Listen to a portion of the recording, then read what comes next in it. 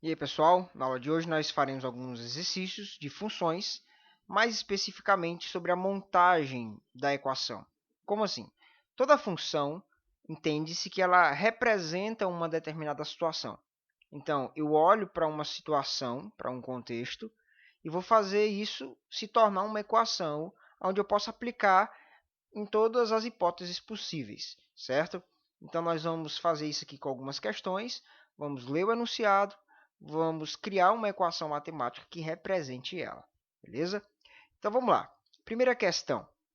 Em uma indústria de autopeças, o custo de produção de peças é de R$ 12 fixos, mais um custo variável de 70 centavos por unidade produzida.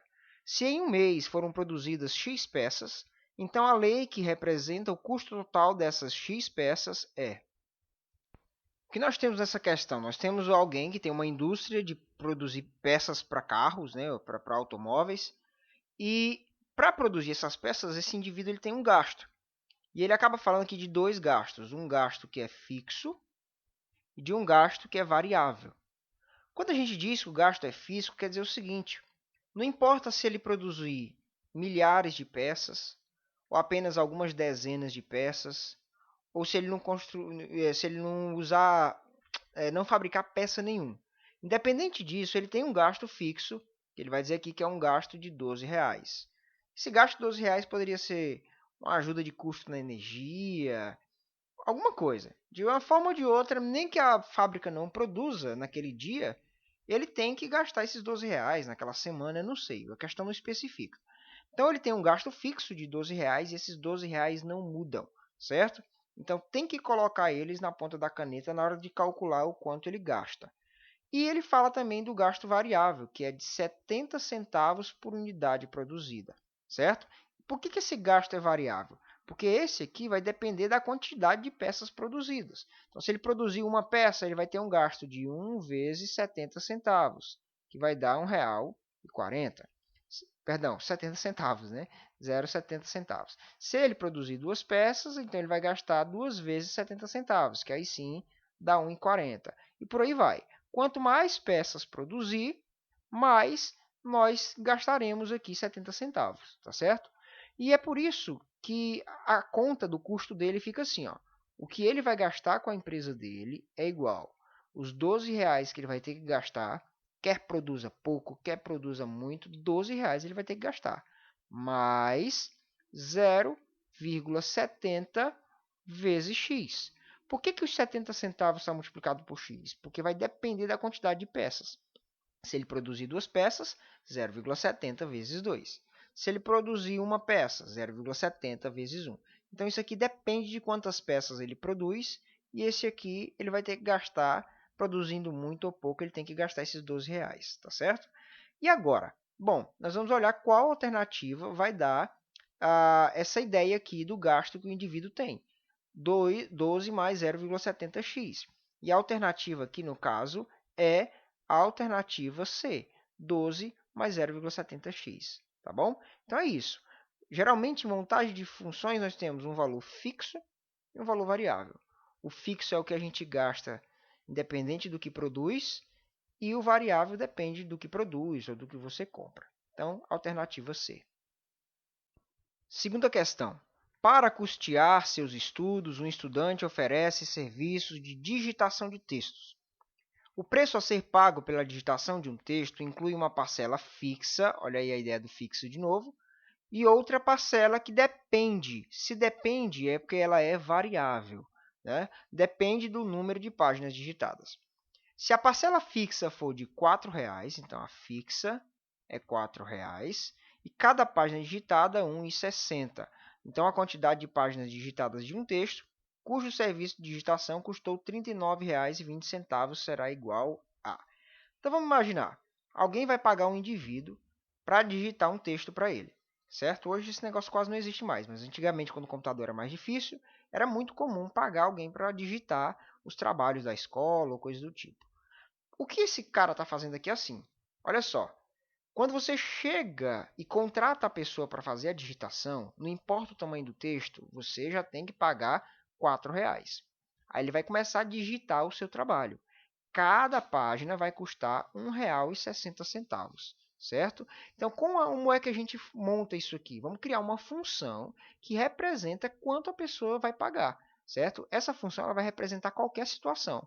A situação da pessoa que vai imprimir uma página, 15 páginas, 100 páginas, não sei, tá? Então, vamos lá, nós temos uma função f de x igual. Nós sabemos que o cara contratou a pessoa para digitar, ele já tem que desembolsar R$ 4. Ele já sabe que no mínimo isso aí ele vai ter que pagar R$ 4, certo? Mas aí vem a parte variável, que depende, que é o quê? Das páginas digitadas, certo? Se digitar uma página, vai ser R$ 1,60 vezes 1.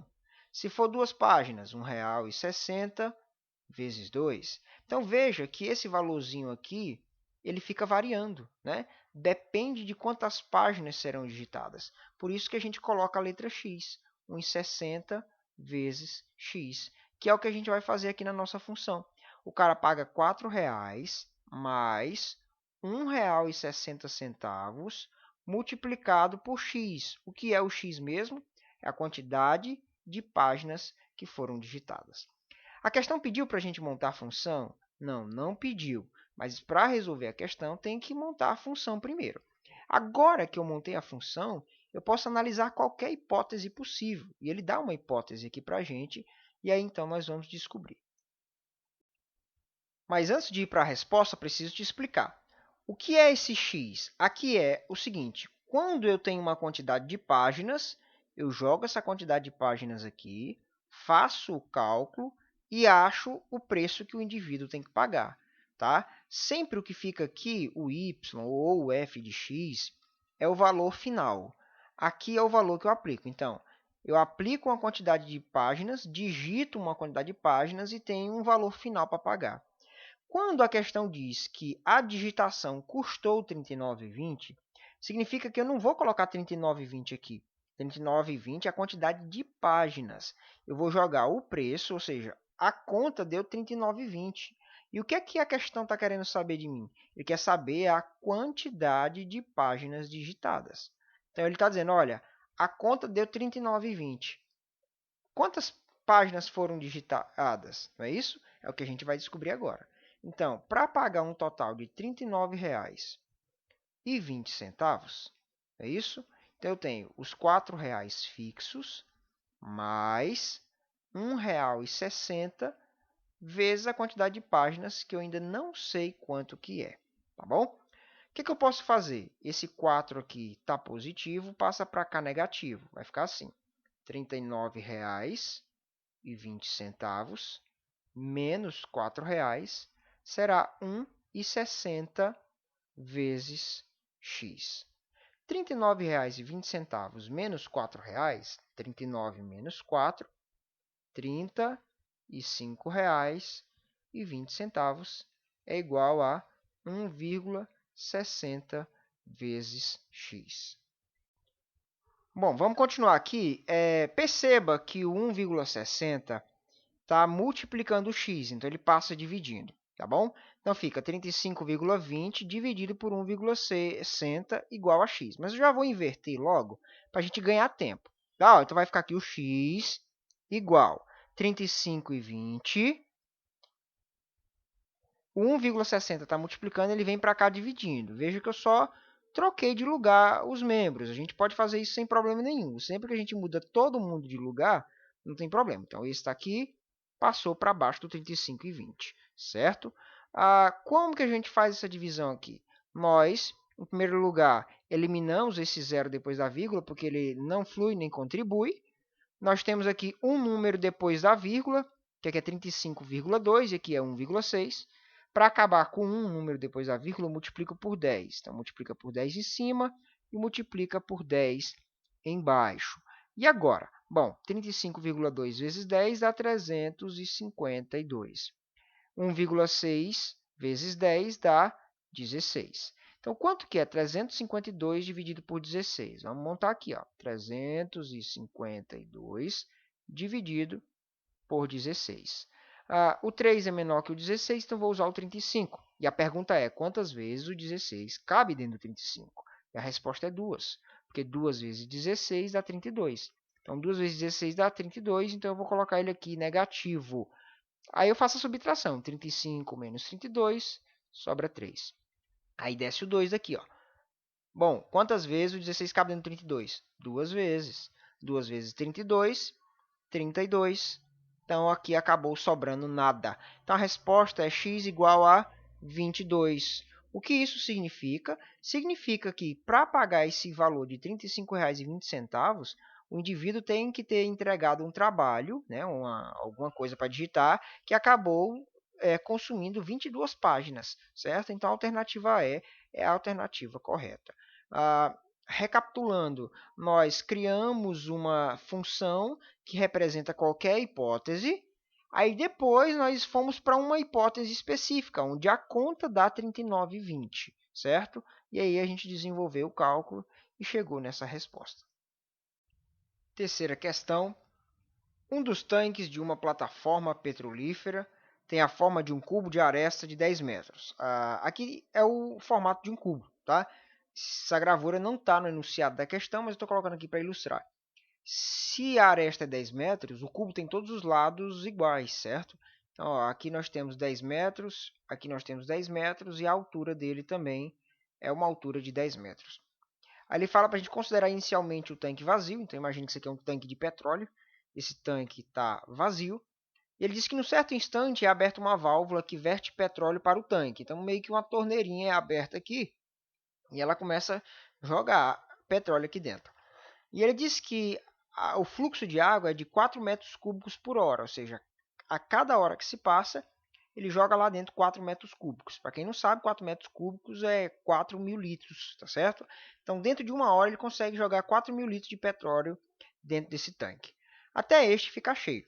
Qual é a função que fornece a altura H em metros do petróleo? Então, imagina, ele está vazio, e aí conforme vai colocando aqui o líquido, o nível do petróleo vai subindo, é isso? Então, ele quer que a gente crie uma fórmula que represente a altura onde vai estar esse petróleo. Ou seja, a partir de tantas horas vai ter aí 2 metros de altura, já 3 metros de altura. Lembra que o tanque inteiro tem 10 metros de altura, certo? Então, o primeiro passo que nós vamos fazer é montar uma regra de 3. Vamos imaginar aqui, em primeiro lugar, quanto tempo demora para esse tanque ficar cheio, tá certo? Então, nós vamos montar com uma regra de 3. Ó. Aqui nós temos a quantidade de horas e aqui nós temos os metros cúbicos. Conforme as horas vão passando, mais metros cúbicos vão entrando dentro desse tanque, porque a torneira está lá despejando, certo? O que a gente sabe? 1 hora é o tempo suficiente para essa torneira despejar 4 metros cúbicos lá dentro, com base nisso aqui que a gente está dizendo, certo? Então, essa válvula, né? A gente está chamando de torneira, mas é válvula. Cada hora que passa, ela joga 4 metros cúbicos. O que a gente sabe? Que todo esse tanque, para ser cheio, é preciso 1.000 metros cúbicos. De onde é que eu tirei isso? O volume de um cubo. Para achar o volume de um cubo, o que eu faço? O volume vai ser o lado do cubo elevado ao cubo, certo? Então, 10 vezes 10, 100 vezes 10 dá 1.000. Então, tem 1.000 metros cúbicos aqui nesse tanque. Então, a pergunta é, quanto tempo, né? Quanto tempo, vou chamar de T, é necessário para despejar 1.000 metros cúbicos lá dentro? Para resolver isso, a gente faz aqui a igualdade de frações, que é a regra de 3. Ó. 1 sobre T é igual a 4 sobre 1.000. Beleza? E agora? Bom, agora o que a gente pode fazer? Vou trazer para cá, tá certo? Nossos cálculos. Multiplica cruzado. Igualdade de frações, multiplica cruzado. Ó. Então, T vezes 4, 4T. Igual 1 vezes 1.000, 1.000. O T está sendo multiplicado pelo 4. Então, o 4 passa dividindo. Então, vai ser 1.000 dividido por 4. 1.000 dividido por 4 é 250. Ou seja, o tempo necessário para encher esse tanque é um período de 250 horas, certo? Em que isso me ajuda na resolução? Em primeiro lugar, está vendo aqui o intervalinho que ele coloca? Ele coloca a função e o intervalo, tá certo? O intervalo é de 250 horas. Então, para saber o que pode acontecer com esse tanque aqui, eu tenho que analisar um período entre 0 e 250 horas, que é o período entre ele estar vazio e ele estar cheio. Eu não posso deixar o meu tanque aberto 1000 horas. Se o tanque ficar aberto 1000 horas, a válvula estiver aberta 1000 horas, vai encher o tanque com 250 horas e vai ficar despejando. Então, as questões que não abarcam esse período de 0 a 250 horas já estão descartadas, né? Aqui eu já posso cortar essa. 1000 horas com essa válvula aberta vai despejar petróleo demais aí no chão, porque com 250 horas já vai estar cheio.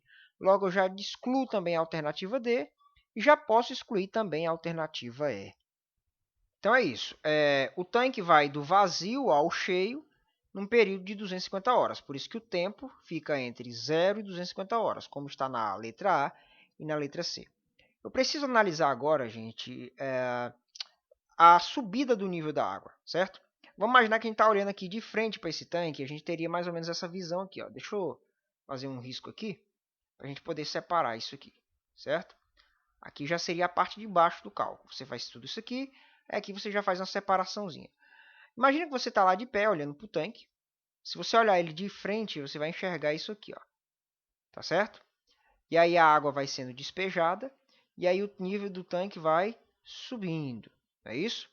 O nível do tanque ele vai de 0 a 10 metros de altura. Então o nível vai subindo até chegar em 10 metros de altura. Como a válvula está despejando água constantemente, sempre na mesma velocidade, com o mesmo fluxo, nós podemos imaginar que isso aqui, gente, é um momento de subida com uma velocidade média. Existe uma velocidade de subida do nível da água, onde ele sai do 0 ao 10. Daí a gente pode usar aquela formulazinha da velocidade média. Velocidade média é igual ao deslocamento dividido por tempo. A gente aprende isso no ensino médio, mas aprende também lá no nono ano. Por que é velocidade média, professor? Simples. A água ela vai estar subindo com uma certa velocidade. Então, nós vamos calcular a velocidade de subida da água. Como é que eu vou fazer isso? A velocidade média será o deslocamento da água. Quanto que a água vai se deslocar? A água vai sair do 0 até o 10. Então, a água vai subir 10 metros, certo? Então, aqui eu tenho 10. Quanto tempo a água precisa para subir esses 2 metros? 250 horas, que é o tempo que o tanque tem para encher. Então, fica 10 dividido por 250, certo? Eu posso simplificar essa fração dividindo por 10 em cima e dividindo por 10 embaixo. Então, a velocidade de subida da água será 10 dividido por 10 dá 1 e 250 dividido por 10, que é 25. Ou seja, a água vai subir com uma velocidade de 1 sobre 25 metros por hora. Tá, mas como é que isso me ajuda na hora da prova? Simples. Lembra da questão que a gente fez agora há pouco, de que cada folha que o cara digitava aumentava R$ 1,60? E aí a gente colocou lá na fórmula 1,60 vezes x, porque a cada folha 1,60 aumentava no preço do produto. No nosso caso aqui, o que acontece?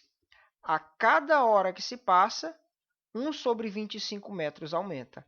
Então, nós temos aqui a alternativa A como a correta. Por que mesmo? Porque eu tenho o seguinte, ó, 1,25 vezes o tempo, que é a quantidade de horas. Tá certo? Então, quando as horas vão passando, eu aumento 1,25. Então, eu tenho essa multiplicação aqui. 1 vezes t é t, e 25 vezes o 1 que fica embaixo do t é 25. Então, a alternativa A é a alternativa correta, certo? Então, por exemplo, se passaram 25 horas, aí 25 sobre 25 dá 1. Então, vai ter subido 1 metro aqui. Depois que tiverem passado 100 horas, 100 dividido por 25, 4. Então, o tanque vai estar com 4 metros de altura, o nível da água. E aí vai.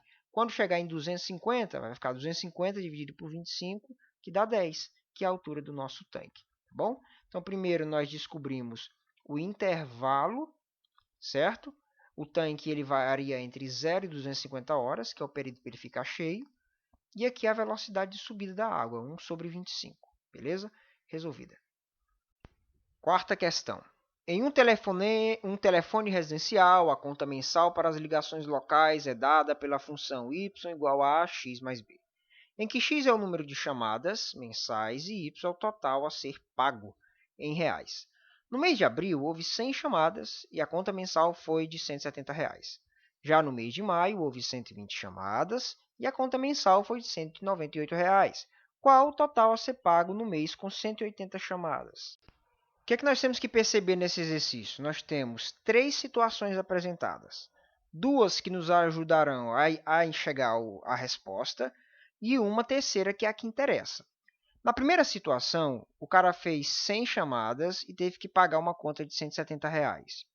Na segunda situação, ele fez 120 chamadas e pagou R$ 198. E aqui está a situação que de fato nos interessa, que ele vai dizer o seguinte: qual o total a ser pago no mês com 180 chamadas. Então, é isso que a gente quer. Então, o que a gente vai fazer? A gente vai pegar essa equação aqui e substituir essa informação que nós temos. Isso aqui é o que a gente vai chamar de situação 3. A situação 3 é aquela que nos importa, certo? Situação 3. Na situação 3, ele quer saber quanto o indivíduo vai pagar. Veja que no enunciado o y é o total a ser pago, a gente não sabe quanto que é isso. Igual. O a gente não faz ideia de quem seja. X é a quantidade de chamadas. Está aqui, ó. X é o número de chamadas mensais. Então, A vezes 100 vai ser trocado por A vezes 180, porque é o número de chamadas. Então, A vezes 180 dá 180A.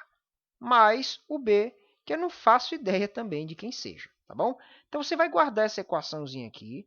Por que a gente vai fazer? Para poder descobrir o y, que é o quanto a pessoa vai pagar, que é o nosso objetivo, primeiro eu preciso descobrir quem é a letra A e quem é a letra B. Para isso, eu vou analisar a situação 1 e a situação 2. Então, vamos analisar aqui a situação 1, certo? Escrever aqui, ó, situação 1, tá certo? Na situação 1, nós sabemos duas coisas. Primeiro, foram feitas 100 chamadas e a conta foi de R$ 170. Lembra, x é a quantidade de chamadas. Então, x, nesse caso, é igual a 100. E o quanto o cara vai ter que desembolsar vai ser y. Y é R$ 170. Tá certo? Bom, diante disso, sabendo quem é o x e sabendo quem é o y, eu vou substituir nessa equaçãozinha do enunciado. No lugar do y, eu vou escrever o número 170. Primeiro eu vou escrever a equação só para vocês saberem direitinho depois o que a gente está fazendo. Ó. Y, que é igual a x mais b. O y, nesse caso, vale 170, que é igual a vezes x, vai ser agora a vezes 100. A vezes 100 dá 100a, mais o b. Beleza? Então, eu montei uma equação. Essa é a equação da situação 1, tá certo? R$ 170 é igual a 100A mais B. Deixa ela encostadinha aí. Vamos olhar agora a situação 2. Vamos escrever aqui do lado, certo? Situação 2. Vejamos o que nós temos na situação 2. Na situação de número 2, nós temos aqui 120 chamadas. Então, o x, nesse caso, é igual a 120, certo? Deixa eu arrumar aqui. X é igual a 120. O preço que ele vai pagar por essas chamadas será um total de R$ 198. Beleza? E agora, vamos substituir na equação igual fizemos na situação 1. Y, que é igual a AX mais B. Nesse caso, o Y está valendo 198. 198 é igual. O x está valendo 120, então no lugar de a vezes x, eu vou colocar a vezes 120. E a vezes 120 é 120a. Tudo isso mais b. Beleza, achei mais uma equação, certo? E aí, gente, quando a gente tem duas equações com duas letras, que são as letras a e b, poderia ser x e y, não importa, a gente pode fazer uma coisinha que a gente aprende lá no 7º ano do ensino fundamental, que é montar um sistema de equações. Nós vamos agora resolver um sistema de equações usando essas duas equações aqui que a gente tem diante de nós.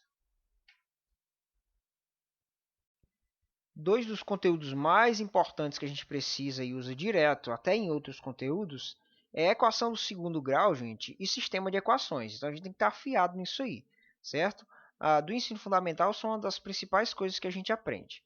Então, vamos montar as equações. Só que eu vou trocar a ordem. Vai ficar assim, ó, 100A mais B igual a 170. Então, 100A mais B igual a 170.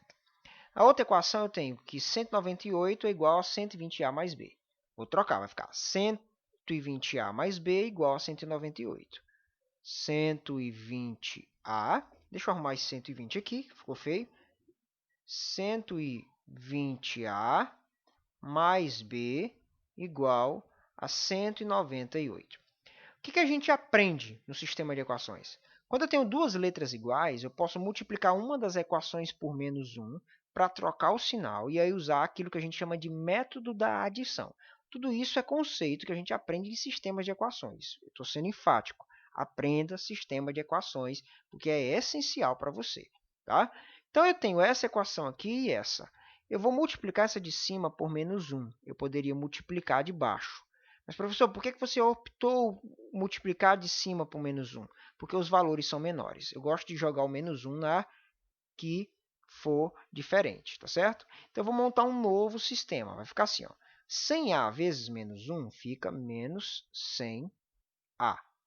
Mais B vezes menos 1, então mais com menos dá menos, vai ficar menos B.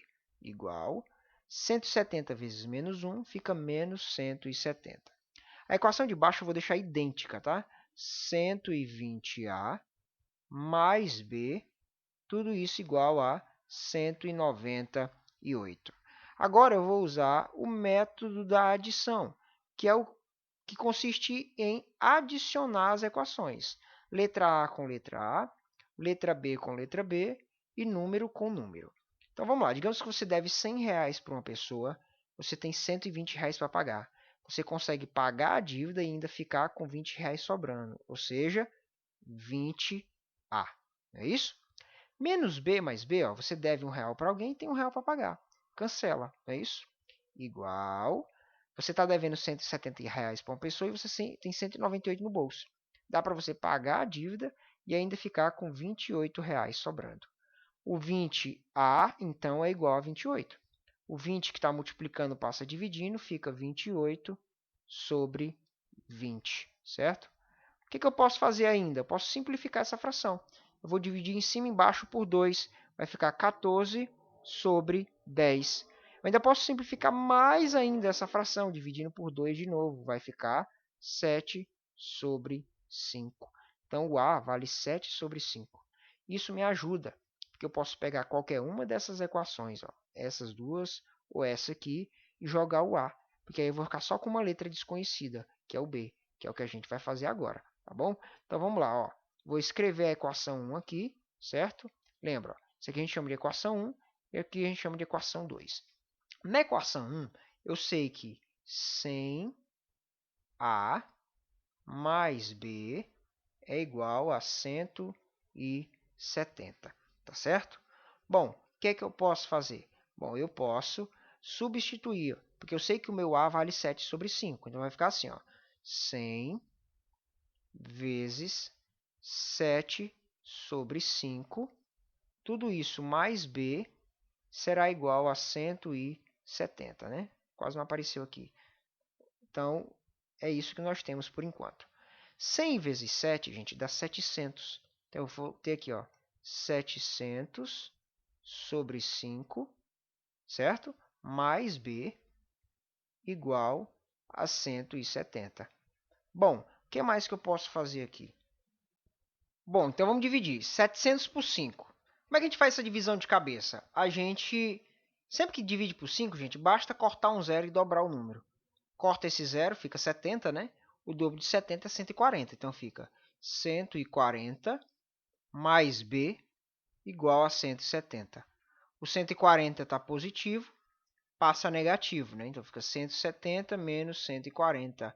Logo, o B vale 30. Veja só, gente. Agora a gente conseguiu montar a nossa fórmula geral. Porque lá no enunciado diz que y é igual a ax mais b. Então, Y, ou seja, o quanto o indivíduo vai pagar, é igual. Quem é o A? O A vale 7 sobre 5, que a gente acabou de encontrar. 7 sobre 5 vezes x mais 30, que é a nossa letra B. Pronto, gente. Agora aqui eu consigo descobrir quanto que vai ser a conta telefônica de qualquer pessoa, com qualquer ligação, só usando essa fórmula, tá certo? Se você quiser parar o vídeo e escrever, né, porque já tem bastante coisa copiada, você pode, que a gente já vai para a última etapa. Daqui para frente eu vou limpar o quadro aqui para a gente poder continuar a nossa resolução. Então vamos para a última etapa da nossa resolução. A gente chegou à seguinte conclusão, que para calcular o preço de qualquer conta telefônica daquela companhia, basta fazer y igual a 7 sobre 5x mais b. Quem é o b? O b é o 30, tá certo? Então 7 sobre 5 mais 30. A gente sabe, gente, lá que as ligações da nossa situação 3 foi 180. Então eu vou colocar o y é igual a 7 sobre 5 vezes 180 mais 30. Primeiro eu vou resolver essa multiplicação aqui. Ó. Vou fazer o 7 vezes o 180. E aqui embaixo, gente, eu tenho o número 1, a multiplicação de frações. Multiplico o de cima com o de cima e o de baixo com o de baixo. Então, y é igual a 7 vezes 180 dá 1.260. Tudo isso dividido por 5, somado com o 30. Beleza? Y é igual. De novo a regrinha que eu ensinei. Quando você quiser dividir por 5, corta o zero e dobra o número. Então, corta esse zero. Qual é o dobro de 126? O dobro de 126 é 252. Mais o 30, né? Que é o valorzinho fixo que nós temos aqui. Então, y é igual a 282 reais. Não é isso? É isso que o cara vai pagar por 180 ligações. Então, o que foi que a gente fez aqui? Em primeiro lugar, encontrou uma fórmula geral que representa a conta de qualquer pessoa. E aí, então, nós aplicamos num caso em particular, que é um caso de 180 ligações. E o indivíduo, então, tem que pagar 182 reais. Perdão, 282, conforme está registrado aqui na alternativa D. Vamos agora para o nosso último exemplo, para a gente assim fechar essa aula com esse conteúdo, tá certo? O que é que nós temos aqui? Ó? Um operário ganha R$ 3,00 por hora de trabalho por sua jornada semanal regular de trabalho, que é de 40 horas. Eventuais horas extras são pagas com acréscimo de 50%. Encontre uma fórmula algébrica para expressar seu salário bruto semanal, S, para as semanas em que trabalhar H horas com H maior que 40. Veja só, o indivíduo ganha normalmente R$ 3,00 por hora trabalhada. E isso quando ele trabalha até 40 horas por semana. Porque se passar de 40 horas semanais, essas horas são pagas com 50% de adicional. Então veja, se a hora normal é R$ 3,00, nós teremos um acréscimo de 50% na hora extra. Como é que eu calculo a hora extra? 50% de 3, gente, é 1,50. É a metade. Então, significa que quando ele passar de 40 horas trabalhadas, significa que ele vai ganhar R$ 4,50 por hora trabalhada. 4,5 ou 4,50, é a mesma coisa. Tá bom?